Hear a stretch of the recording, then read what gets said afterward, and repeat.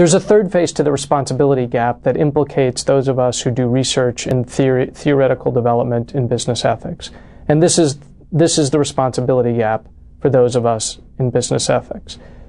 Managers face competing responsibilities, and they often have to take on those responsibilities in inhospitable conditions. But what we tend to supply from the field of business ethics are elegant theories about how organizations ought ideally to be structured, or elegant theories about how managers ought ideally to make decisions. And we also provide, on the social scientific side, really elegant, well-documented studies of how people can go wrong, whether it's because of their own individual functioning or social pressures or organizational context.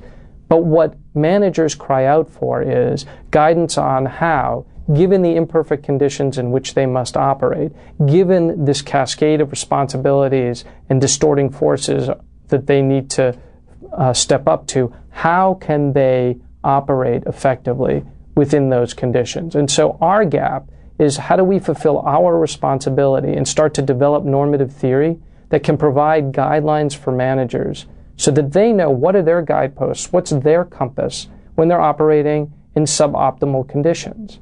And also, can we provide them with research about what is more likely to work when you are trying to step up to these challenges? A very simple example that arose in my classroom, and it's part of the reason why I'm interested in Lawrence Trin's challenge. Lawrence Trin being a student who wants to go to Vietnam, be an active investor, contribute to the well-being of society, which is he and some students from Pakistan said, so when we're there and we confront corruption, what do we say? And it dawned on me, we don't know what to tell you. We simply don't know what to tell you normatively is the right thing to do, and we don't know what to tell you is most likely to work when you are trying to rise to that challenge. And this is the starting point, I think, for where we in business ethics can start to close the responsibility gap that we face.